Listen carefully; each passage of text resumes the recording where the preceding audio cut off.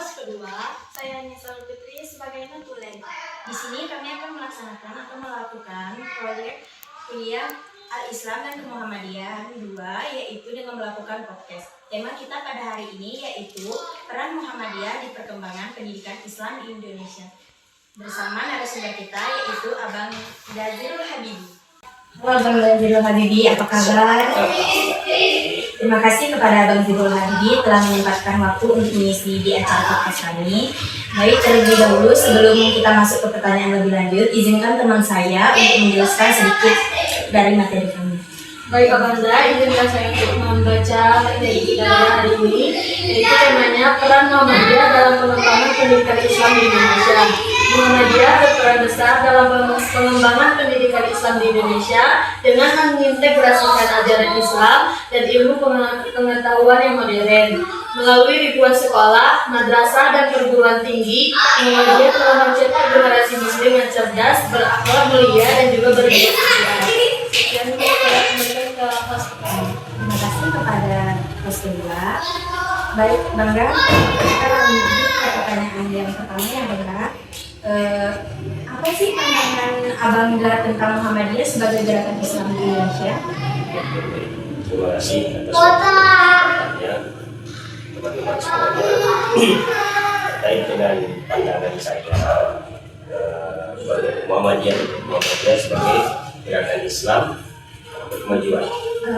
Gerakan Islam di Indonesia.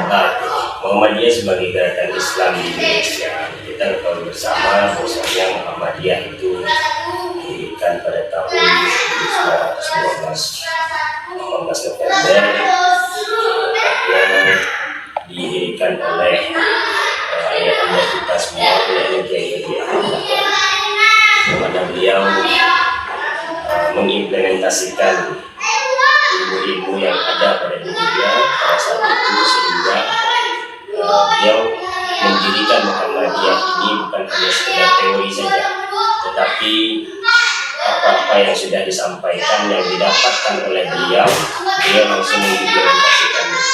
Sehingga pada tanggal 18 November 1912 itu maka berdirilah organisasi Islam yang dinamakan Muhammadiyah, dan beliau merupakan ketua umum pertama pada saat itu. Banyak sekali perkembangan yang terjadi hingga saat ini.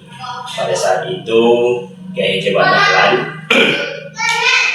banyak mendirikan sekolah-sekolah, yang mana sekolah-sekolah yang didirikan oleh Kiai Haji Ahmad Dahlan ini, dia tidak terlalu fanatik akan kejadulan atau kedahuluan pada zaman itu. Beliau memiliki pemikiran-pemikiran yang berkembang, sehingga pada saat itu banyak sekali problematika yang dia hadapi. Kenapa? Karena pada saat itu bangsa Indonesia itu belum sama sekali memikirkan apa yang dipikirkannya. Nah, tetapi Kiai Haji Ahmad Dahlan ini setelah dia pulang dari gurunya, setelah dia pulang dari Mekah, dia langsung mengimplementasikan apa yang dia dapat. Dia tidak ingin ilmu-ilmunya ini hendak atau berada pada dirinya saja. Maka mulailah dia membangun madrasah pada saat itu, tepatnya di Kauman, Yogyakarta. Nah, sehingga apa yang didirikannya itu bertentangan dengan warga-warga pada saat itu, karena mereka sama sekali tidak memiliki pemikiran-pemikiran yang maju kala itu, dan banyak sekali hal-hal yang masih banyak menyimpang pada saat itu. Maka didirikanlah Muhammadiyah yang bertujuan nantinya menciptakan masyarakat Islam yang sebenarnya. Oke, sedikit. Berarti yang pendiri pertama itu Kiai Haji Ahmad Dahlan. Terima kasih Bang Da. Kita lanjut ke pertanyaan selanjutnya. Bagaimana sih Muhammadiyah mengintegrasikan ilmu agama dan ilmu umum di Madin 2 ini? Oke. Nah, kembali ke Madin 2, kebetulan saya diamanahkan oleh pimpinan daerah Muhammadiyah Kabupaten Bungo untuk menjadi kepala madrasah Madin Muhammadiyah 2 Bungo dari periode 2023 sampai 2028 itu. Terkait dengan integrasi pembelajaran Muhammadiyah dan juga pembelajaran umum, sejatinya pembelajaran yang dilakukan, yang dilaksanakan, apapun itu pembelajarannya, pasti akan ada kesinambungan atau keterhubungan antara pembelajaran satu dengan yang lain. Ya, nah, seperti pembelajaran pada umumnya, misalnya pembelajaran tentang alam misalnya, itu contohnya kita ambil pembelajaran tentang alam, itu ada keterhubungannya dengan pembelajaran Islam. Nah, selanjutnya terkait dengan ilmu agama dan ilmu umum itu tidak bisa kita pisahkan. Kita pernah dengar ada hablum minallah dan hablum minannas, hubungan kita dengan Allah dan hubungan kita sesama manusia.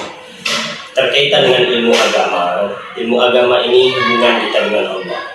Selagi kita masih hidup di dunia, tentu kita harus memiliki hubungan, tentu kita harus memiliki ilmu duniawi. Nah, salah satu ilmu dunia ini yaitu ilmu umum itu tadi. Kalau kita tidak membalancing atau menyeimbangkan antara ilmu agama dan ilmu umum itu tadi, maka kita nanti akan terjebak di dunia ini. Sementara dunia ini kan fana, cuma sementara. Nah, makanya kita harus, dan begitu pula sebaliknya, kalau kita tidak kita hanya fokus pada ilmu agama saja, kan? Nah, nanti di ilmu dunianya kita hidup di dunia nanti sengsara. Maka ada suatu hadis mengatakan, man arada dunya fa alaihi bil ilmi wa man arada al akhirata fa alaihi bil ilmi wa man arada huma fa alaihi bil ilmi. Barang siapa yang ingin berbahagia di dunia, wajib dia memiliki ilmunya. Barang siapa yang ingin berbahagia di akhirat, selamat di akhirat, wajib dia memiliki ilmu. Dan barang siapa yang ingin bahagia, selamat dunia dan akhirat, maka dia harus memiliki ilmunya. Nah, maka dari itu Muhammadiyah ini fleksibel. Muhammadiyah ini dia tidak kaku. Muhammadiyah ini dia berpikir ke depan. Nah, makanya karena ketidakkakuannya, dia fleksibel, maka dia akan mengintegrasikan antara ilmu-ilmu di ke depan, saat ini ilmu teknologi, baik itu dengan ilmu agama, baik itu dengan ilmu-ilmu umum lainnya. Oke. Intinya kalau Muhammadiyah itu kita tuh ilmu kita harus seimbang tentang agama juga, tentang ilmu juga. Sehingga kita lanjut ke pertanyaan selanjutnya. Menurut Abang Da, bagaimana membedakan Muhammadiyah dengan organisasi lainnya? Cara kita membedakan Muhammadiyah dengan organisasi lainnya, sejatinya kita ini sama, ya. Bisa kita bilang saudara kita di organisasi Nahdlatul Ulama. Pendiri Nahdlatul Ulama itu satu perguruan dengan Kiai Haji Ahmad Dahlan, pendiri Muhammadiyah, dan yang lain-lainnya. Ada organisasi Islam yang lainnya. Nah, itu sebenarnya sama. Selagi dia berpegang kepada Al-Quran dan As-Sunnah dan mengajak kepada yang baik dan mencegah kepada yang mungkar, sejatinya kita itu sama.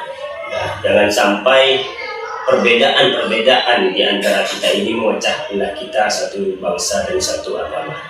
Terkait dengan hal-hal yang membedakan Muhammadiyah dan juga organisasi lainnya, mungkin kita bisa melihat dari tujuan, dari landasan berdirinya, dari latar belakang berdirinya, itu bisa dapat kita melihat hal-hal apa yang membedakan.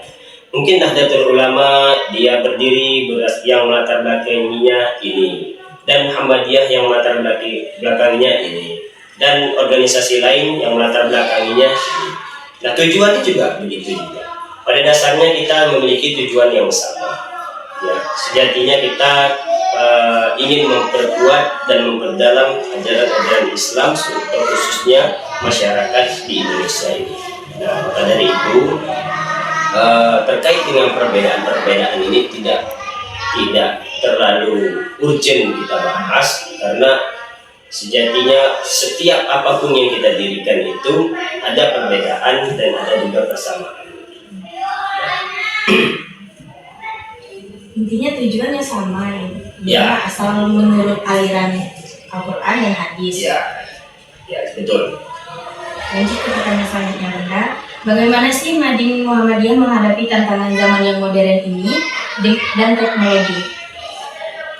Terkait dengan tantangan modern dan teknologi, kita ketahui bersama bahwasanya banyak sekali hal-hal yang kita lihat, baik dari teknologi dan modernisasi yang terjadi. Khusus di Madin Muhammadiyah 2 Kabupaten Bungo, di sini kita jenjang anak-anak itu dia dari SD dan SMP, ya, dari TK, ya, dari TK, SD kelas 1, 2 sampai 6, kemudian ada juga beberapa yang SMP. Nah, sejati dan sebenarnya teknologi dan modernisasi itu tidak bisa kita tinggalkan. Maka dari itu kita sebagai pimpinan dan juga guru-guru tentunya mencari hal-hal yang baru. Bukan kita meninggalkan teknologi itu, tetapi kita harus membersamai, ya, atau memanfaatkan teknologi yang ada, sehingga pembelajaran di Madin ini dapat berlangsung. Kita ketahui bersama dengan adanya teknologi kita semakin mudah, kan? Contohnya seperti WhatsApp, kemudian YouTube dan lain-lain, itu dapat memudahkan kita untuk kita berinteraksi dengan seluruh orang tua, wali murid, kemudian guru-guru bisa memperdalam ilmunya dari YouTube dan lain-lainnya, dari Google dan lain-lain, sehingga apa yang disampaikan, apa yang tersampaikan dengan santri nantinya itu benar-benar nanti tersampaikan dengan ada dasarnya. Nah, jadi tidak hanya kita mengajar kepada santri atau murid kita itu tidak ada dasarnya, ya, bukan hanya sekedar penyampaian belaka pendapat kita pribadi, tidak, tapi ada dasarnya. Kita cari di Google, cari di buku, kemudian cari di aplikasi-aplikasi lain, sehingga antara kesinambungan teknologi dan modernisasi ini tidak bisa kita tinggalkan, tetapi harus kita manfaatkan bersama, sehingga pembelajaran khususnya di Madin Muhammadiyah 2 Bungo ini sangat terbantu sebenarnya dengan teknologi yang ada. Oke. Intinya menyesuaikan. Menyesuaikan, kita harus menyesuaikan. Baik, pertanyaan selanjutnya, siapa sih tokoh Muhammadiyah yang menjadi abang muda inspirasi di dalam mengelola pendidikan Islam di Madin 2 ini? Baik, tentunya kalau dari saya secara pribadi, Kiai Haji Ahmad Dahlan merupakan salah satu tokoh besar yang merupakan pendiri Muhammadiyah itu sendiri, dan juga bagi kami para kader-kader Muhammadiyah merupakan role model bagi kami semua, karena upaya beliau dalam mendirikan Muhammadiyah, ya, itu tidak mudah. Berapa banyak problematika, tantangan, hambatan, rintangan yang beliau hadapi untuk mendirikan sekolah, untuk mendirikan Muhammadiyah, dan sampai pada saat ini mungkin beliau tidak sadar bahwasannya Muhammadiyah itu sudah berkembang. Muhammadiyah itu sudah menjadi organisasi masyarakat terbesar di dunia, ya, pada saat ini, yaitu nomor 4 terkaya di dunia setelah yang lainnya. Nah, beliaulah salah satu inspirasi saya, karena menjadi kader, menjadi pimpinan di amal usaha itu tidak mudah. Ya, salah satu jenderal besar, Jenderal Sudirman, yang mengatakan bahwasanya Jenderal Sudirman itu salah satu kader Muhammadiyah. Dia pernah mengatakan menjadi kader Muhammadiyah itu berat. Jika tidak sanggup, maka pulang saja. Nah, itu menjadi cambukan bagi saya, dan memang realitanya seperti itu. Menjadi pimpinan, menjadi kader-kader Muhammadiyah, ya, baik itu di ortom-ortomnya, melalui ortomnya, itu berat.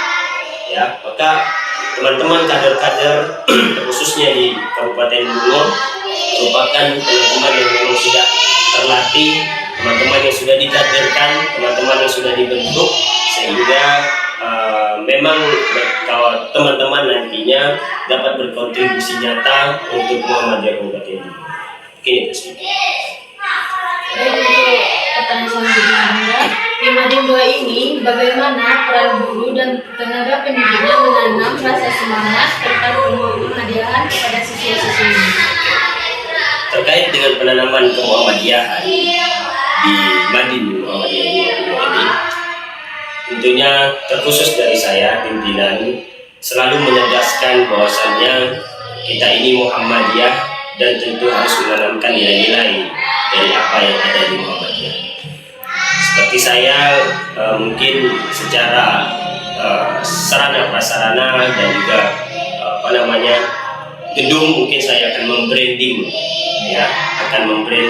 gedung ini sehingga memang nampak bahwasanya Muhammadiyah itu seperti ini kepada santri, sehingga santri melihat nantinya, oh ternyata Muhammadiyah itu ini, oh ternyata Kiai Haji Ahmad Dahlan itu pendiri Muhammadiyah, oh setelah ini seperti, oh tujuan Muhammadiyah itu ini.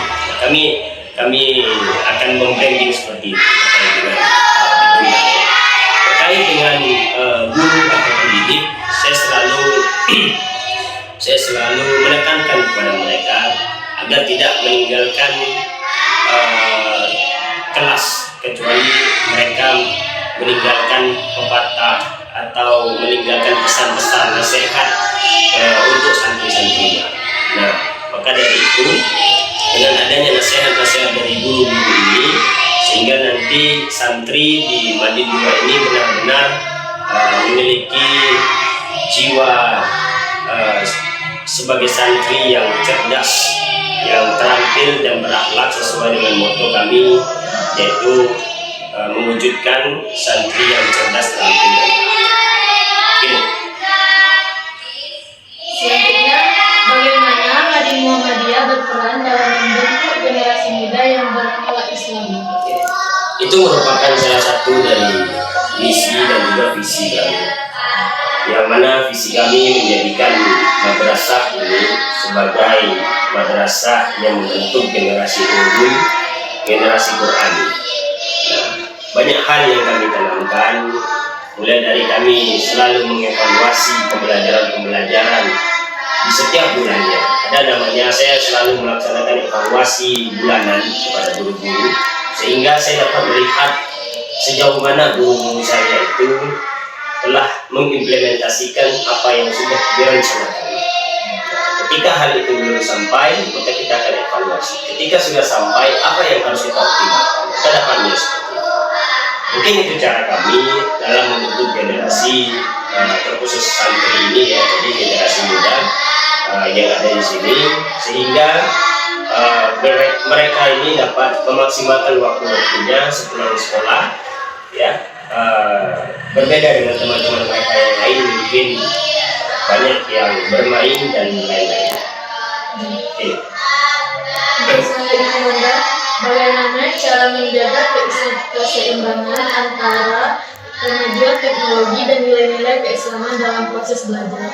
Terkait dengan kemajuan teknologi dan proses pembelajaran, tentunya kita harus menyeimbangkan hal itu. Dari Madin sendiri, kami ada sebuah program yang namanya itu ada didikan subuh. Itu dilakukan pada saat hari Minggu, hari Ahad, ya, Ahad pagi dari jam 6 sampai jam 9. Terkadang saya memanfaatkan teknologi berupa infocus untuk kami dari Madin itu menampilkan video-video atau film-film yang nantinya santri akan melihat itu, dan tentunya setelah santri melihat video-video tadi, mereka dapat mencontohkan dan mengambil ikhtibah atau pembelajaran di video-video tersebut.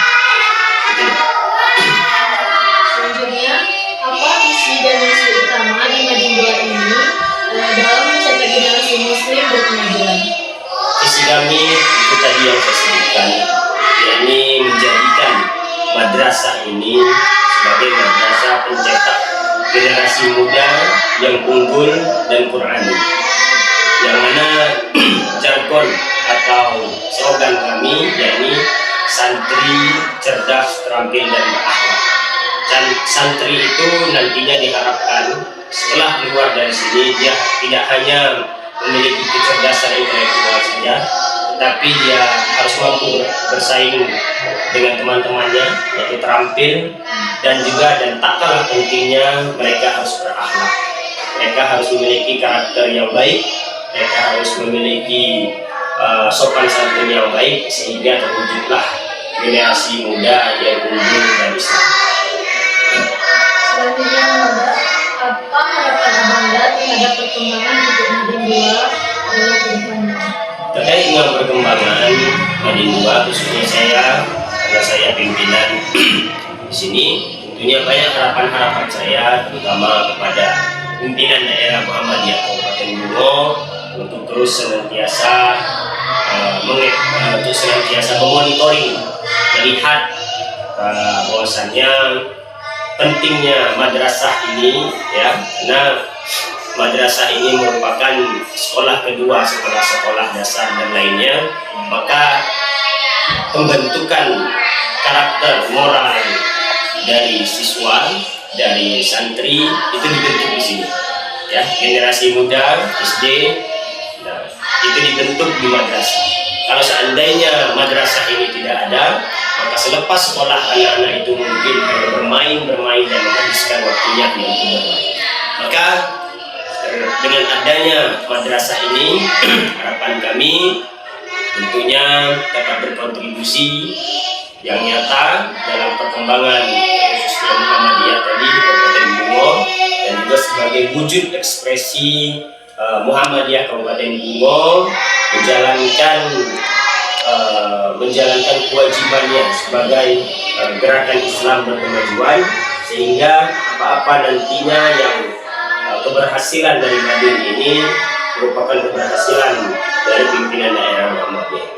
Tentunya kami juga berharap bahwasannya pimpinan daerah dan seluruh warga Muhammadiyah Kabupaten Bungo, mari kita bersama-sama untuk mensukseskan, meramaikan dan menjaga Nadin kita ini, karena Nadin ini punya Muhammadiyah, bukan punya saya. Kecuali punya saya, baru saya akan berusaha semaksimal mungkin sendiri. Nah, karena ini punya Muhammadiyah, maka mari sama-sama kita sukseskan, mari sama-sama kita jaga, mari sama-sama kita rawat, sehingga Nadin ini nantinya bersinar dan berjaya pada waktunya. Oke, Bunda, terima kasih jawaban-jawaban dari Bunda sangat memotivasi sekali, dan juga terima kasih kepada narasumber kita telah memberi pertanyaan yang sangat penting. Berarti peran Muhammadiyah di perkembangan pendidikan Islam Indonesia itu sangat penting, ya. Oke, itu saja materi podcast kita pada siang hari ini. Kita tutup dengan wassalamualaikum warahmatullahi wabarakatuh.